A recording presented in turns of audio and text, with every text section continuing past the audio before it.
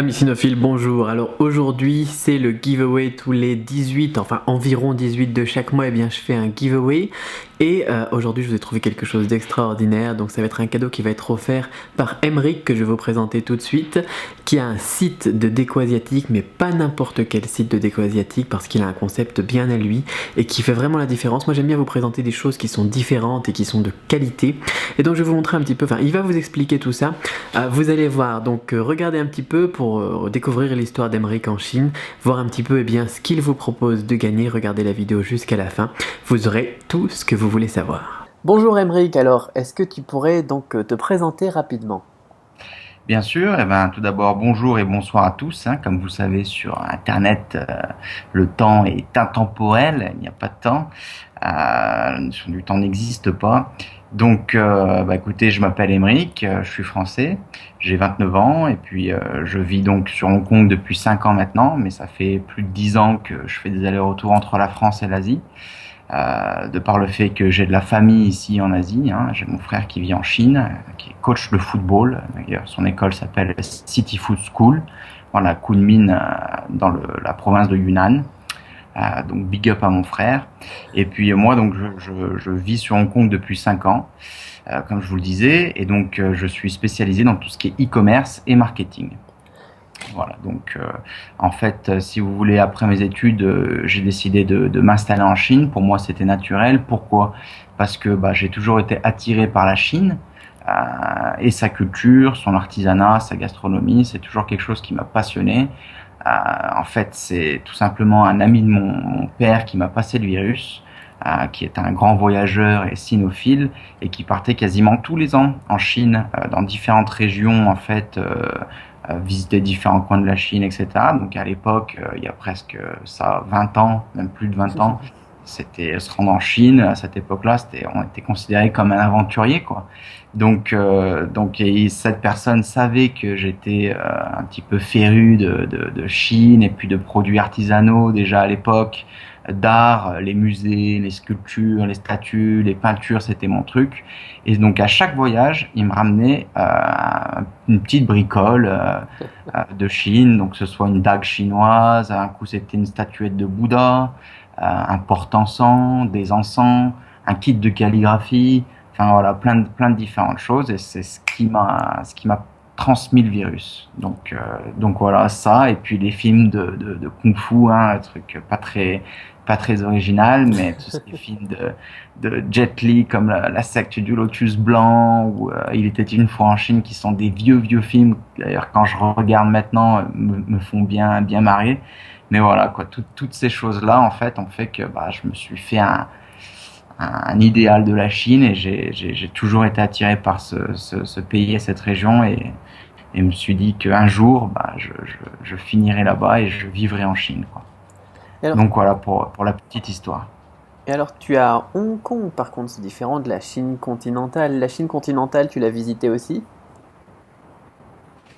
Tout à fait, oui, oui, oui. Je suis allé dans pas mal de régions en Chine continentale, donc que ce soit à Shenzhen, qui est vraiment très près de Hong Kong, ou aussi à Guilin, qui est plus au nord de la Chine. Je suis aussi allé donc à Anhui, donc près de Nanjing en fait, qui est aussi donc pas très très loin de Shanghai, Ouais. parce que donc mon épouse qui est chinoise est originaire de cette région. Donc voilà, j'y vais quasiment tous les ans. Et puis j'essaye de visiter quelque chose de différent sur tous mes voyages en Chine, mais ce qui est quand même, on va dire, assez complexe pour visiter toute la Chine parce que il faut du temps, C'est c'est clair. énorme.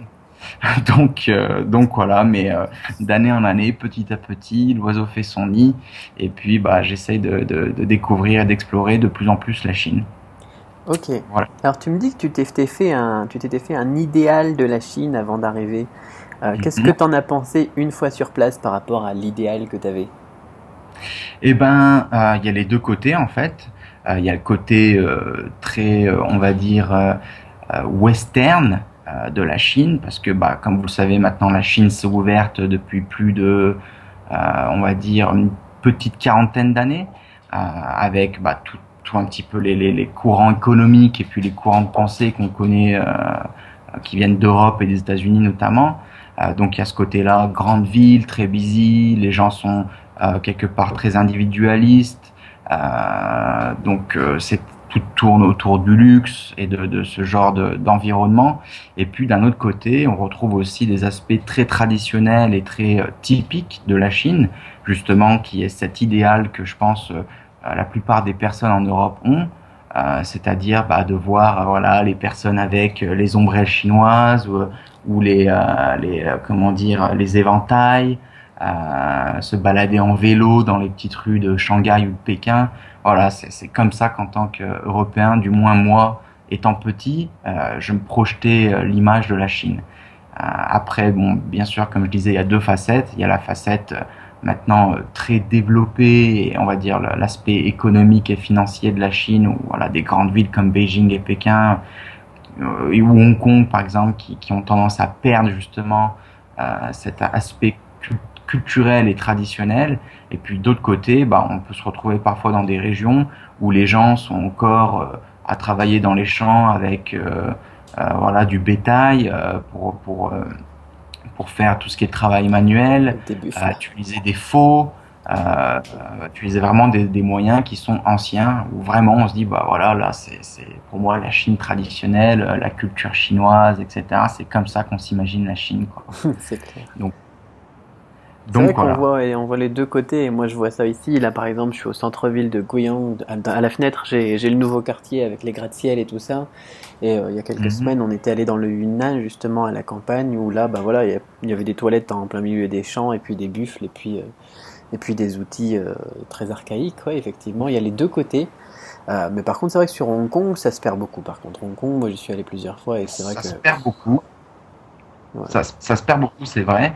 Et tu vois, par exemple, moi, à titre d'exemple, j'habite dans une résidence, voilà, qui est plutôt, on va dire, bien équipée. C'est pas le grand luxe non plus, hein, mais voilà, c'est pas mal. Je, pas à me plaindre. L'isolation de l'appartement est très bien. Et avant ça, j'habitais dans un village house, qui est donc vraiment plus reculé dans les nouveaux territoires. J'habite dans les nouveaux territoires, hein, pas sur Hong Kong Island ou sur Kowloon. Je suis vraiment éloigné, un peu comme on pourrait dire, j'habite en banlieue parisienne. Voilà, j'habite dans les nouveaux territoires à Hong Kong. Et donc avant, j'habitais dans un petit village comme ça, qui datait de 1600 quelque chose, donc qui appartenait à la Chine avant, qui a été transmis à ce territoire. Cette partie du territoire hongkongais a été transmis de la Chine à Hong Kong dans les années 1900. Et il existe encore un petit temple qui est l'un des plus vieux de Hong Kong, qui est pas visité du tout et qui reste vraiment très très discret. C'est ça justement qui fait son charme. Et ce petit temple a été créé en 1680, je crois. Donc voilà, on trouve encore des aspects vraiment très traditionnels sur Hong Kong, mais ça se fait de plus en plus rare. Et voilà, parfois je pourrais vous montrer des photos aussi, notamment sur ma page Facebook. J'ai des photos où voilà, on voit un jardin chinois avec un temple qui date de plusieurs centaines d'années, et derrière, au loin, on voit des gratte-ciel et des buildings. Donc c'est aussi ce contraste qui fait le charme de Hong Kong quelque part. C'est clair, c'est vrai. Moi, je suis pas allé souvent dans les nouveaux territoires. Je crois que je suis jamais allé dans les nouveaux territoires. Peu de touristes et d'étrangers, honnêtement, vont dans les nouveaux territoires. Et dès que je dis, même aux locaux ici à Hong Kong, euh, j'habite dans les nouveaux territoires, ils me regardent tous un peu où, etc. Et puis me poser des questions. C'est plutôt atypique pour un étranger de vivre dans les nouveaux territoires, surtout à Hong Kong, où c'est plus des gens qui sont expatriés, qui viennent pour des missions, on va dire, ponctuelles, qui travaillent 2 à 3 années, et puis qui retournent ensuite en France ou qui vont dans un autre pays. Bon voilà, je suis vraiment parti sur Hong Kong, je me suis installé ici, je suis parti les mains dans les poches, j'ai décidé de m'installer, de faire ma vie. Donc voilà, c'est un petit peu, on va dire, dans un contexte différent. Ok, bah parle-nous un petit peu alors de... Parce que tu as deux casquettes sur Hong Kong, tu me disais ça, donc on se parlait sur WeChat et tout ça. Est-ce que tu pourrais raconter un petit peu, expliquer un petit peu ce que tu fais au niveau professionnel pour notamment aussi vivre à Hong Kong? Parce que c'est pas donné le niveau de vie à Hong Kong. Tout à fait, tout à fait. C'est une des villes les plus chères du monde, hein. Donc, que ce soit en termes d'immobilier ou je veux dire, coût de la vie de manière générale, c'est vraiment très, très, très, très élevé. C'est comparable à Londres, New York ou même Paris, hein. Donc en fait, moi, ce qu'il y a, c'est que la journée, je travaille pour donc une société de traduction. Je suis, comme je vous l'ai dit avant, donc spécialisé dans tout ce qui est e-commerce et digital marketing.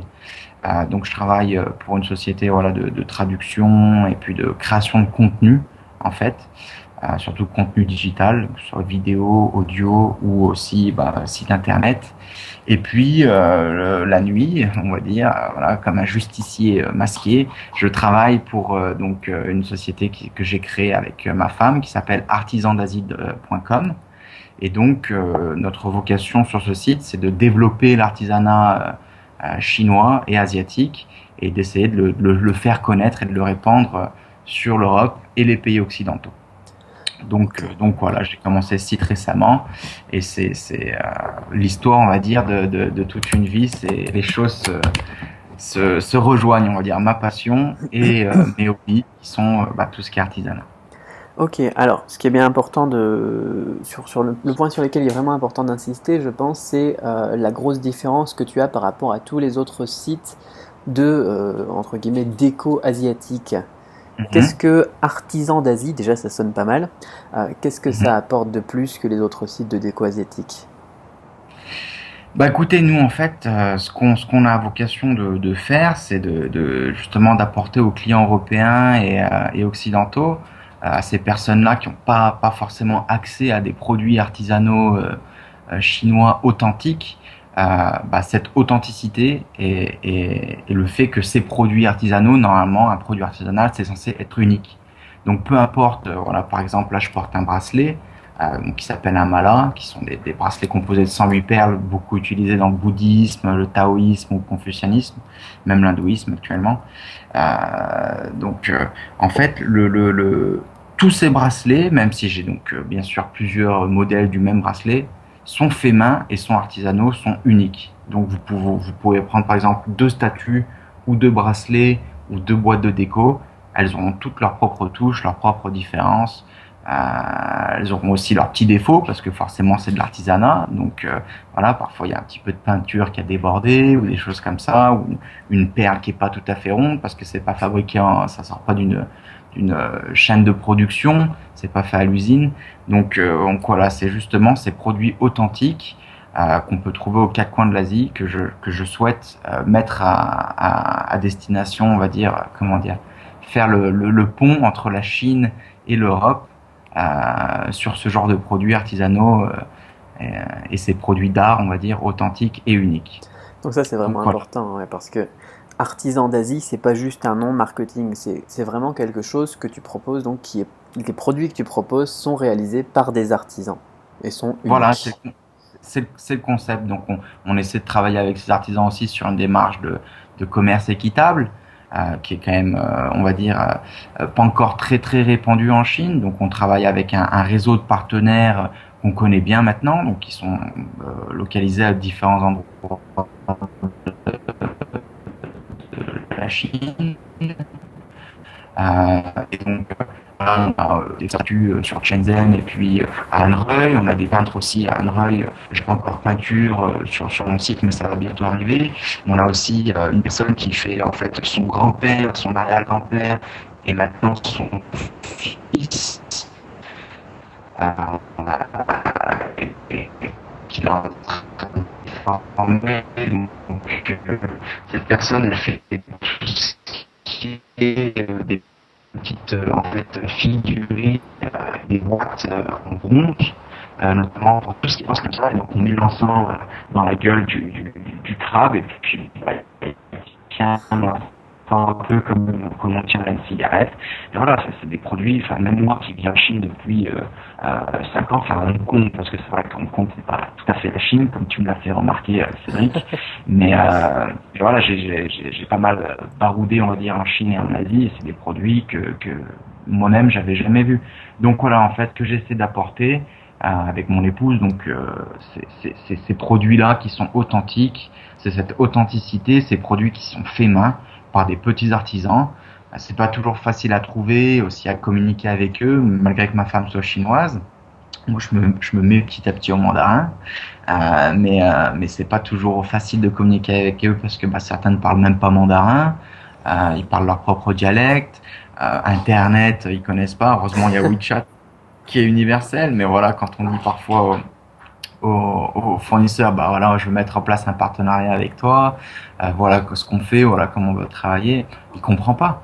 Il nous dit, bah non, moi si tu veux mes produits, tu viens, je te montre les produits que j'ai en ce moment et tu les achètes.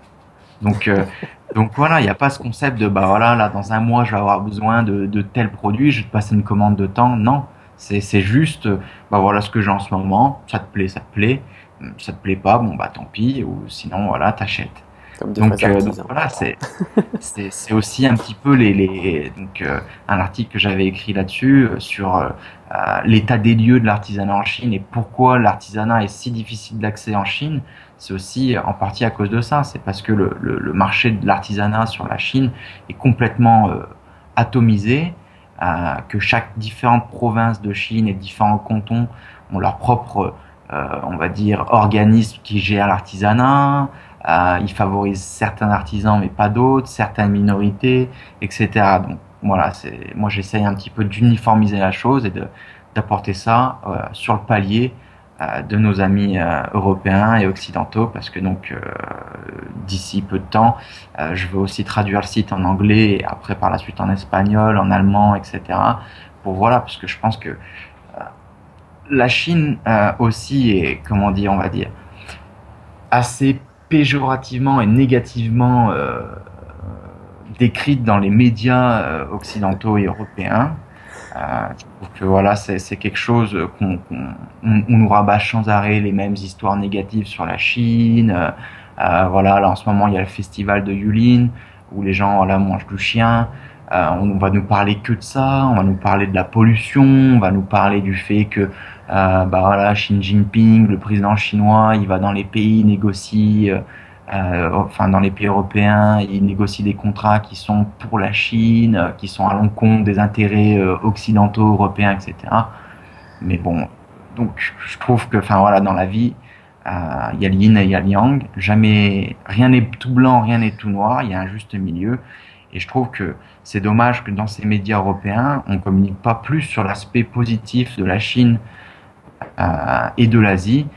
Justement, c'est aussi par l'éducation et par la découverte de la culture et de l'artisanat et de l'art et de la gastronomie qu'on peut ouvrir l'esprit des gens et permettre à la Chine de se développer et d'apprendre encore plus rapidement. Tandis que en les montrant du doigt et en disant ah regardez les Chinois ce qu'ils font, regardez les Asiatiques, c'est pas bien, etc.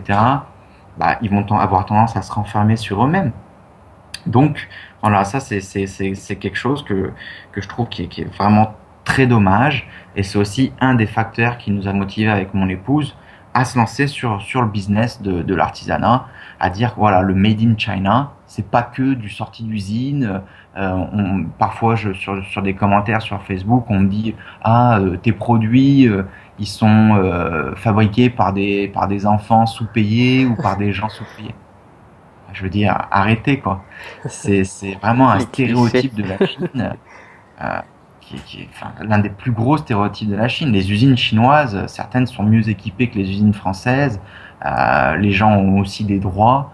Après, voilà, il y a ce qui se passe en Chine, les coutumes et les habitudes de Chine qui sont différentes des nôtres. Donc nous, avec notre regard européen, on peut pas se permettre de tout le temps juger, de dire ça c'est mieux, ça c'est moins bien, etc., etc. Il faut comprendre leur culture, leur mentalité et essayer voilà justement aller piocher et chercher ces bonnes choses du côté chinois et asiatique pour bah, pouvoir comprendre un petit peu le fond et la forme et, et ne pas seulement et apprendre d'eux et apprendre mutuellement les uns des autres. Je pense que voilà, c'est un petit peu utopique peut-être ce que je dis, mais au final c'est la vérité. Quand vous regardez les médias en France, on nous parle malheureusement la plupart du temps que des aspects négatifs de la Chine. Et par le biais de ce site, artisandasie.com, l'objectif c'est aussi justement de communiquer sur les aspects positifs, sur l'art, sur la culture, sur le mandarin. Je veux dire, c'est la civilisation chinoise, c'est l'une des plus grandes civilisations au monde, avec de nombreuses autres civilisations. Mais voilà, je veux dire, ils ont influencé l'Asie et le monde entier.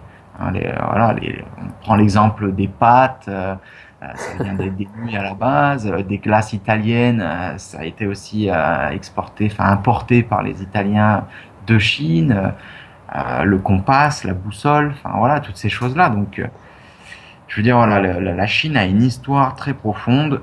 Faut pas oublier qu'ils se sont ouverts il y a 40 ans seulement, qui sont 1,6 milliard, voire même plus, c'est les chiffres officiels. Et donc voilà, il faut leur laisser le temps de venir, le temps de grandir et d'apprendre. Et je pense qu'ils arrivent là très vite. N'oublions pas 40 ans à peine qu'ils se sont ouverts. Moi voilà, mon épouse, il y a de ça 20 ans, leur préoccupation numéro un, c'était de savoir qu'est-ce qu'on mange ce soir. Mhm. Voilà. Et aujourd'hui, bah, les gens se baladent avec des sacs de grandes marques, pour pas les citer, euh, ont différentes préoccupations parce qu'ils ont plus ce problème de la nourriture, etc. Donc, enfin, ou du moins, ça dépend dans quelle région. Mais voilà, donc il faut pas oublier ce contexte-là et dire que bah, les Chinois viennent quand même de loin, qui rattrapent cet écart quand même à très grande vitesse, mais qu'il faut leur laisser le temps et que pas, c'est pas tout beau, pas tout rose. Et que voilà, bah, justement, je pense qu'en les montrant du doigt, c'est pas ça qui va les aider à se développer et à apprendre. Au contraire, il faut essayer d'un petit peu accueillir et comprendre cette culture chinoise et apprendre pour qu'on puisse apprendre les uns des autres. Voilà.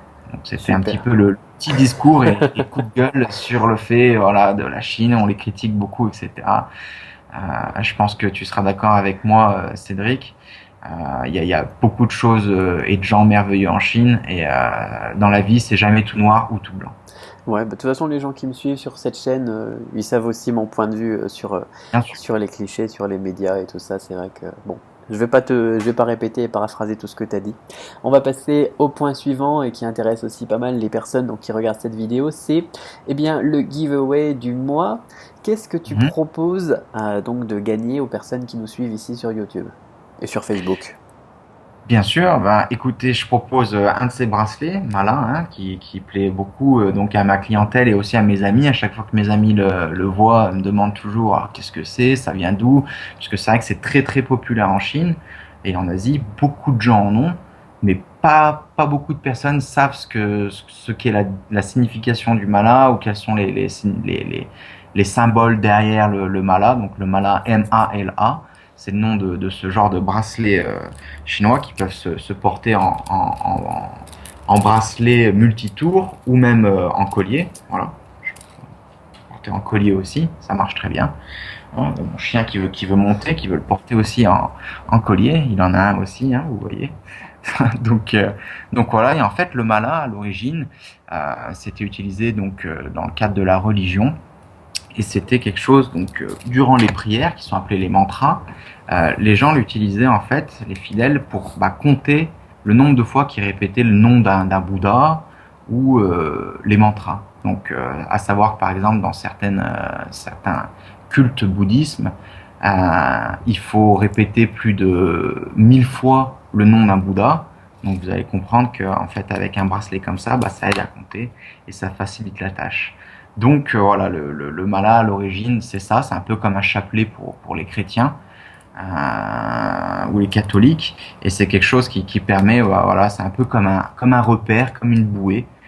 Ça permet aux gens voilà, se rattacher à quelque chose lors de la récitation de prières, mais de nos jours en Chine, en Asie, c'est surtout utilisé comme un phénomène un accessoire de mode, on va dire. Donc, Comment est-ce qu'on peut le gagner? alors, pour le gagner, c'est très simple. Il vous suffit de répondre à une petite question, donc soit dans le commentaire de cette vidéo ou aussi en commentaire sur Facebook, sur la page de Cédric, Cédric Beau, donc bien sûr, ou sur ma page Artisan d'Asie. Et donc, il vous suffit de répondre à une question qui est très simple. C'est quel genre d'objet, que ce soit des bijoux, de la décoration, ou un kit de calligraphie ou quoi que ce soit, mais quel genre d'objets artisanaux vous souhaitez voir chez vous et trouver sur Internet. Voilà. Qu'est-ce que aujourd'hui, quand vous pensez à la Chine, vous pensez à quelque chose, ça peut être une peinture, ça peut être voilà, des calligraphies, ça peut être des livres anciens chinois qui sont faits comme des parchemins gravés sur du bois. Ça peut être des épées de samouraï ou des dagues. Voilà, ça peut être n'importe quoi. Même si samouraï, c'est pas chinois actuellement, c'est japonais.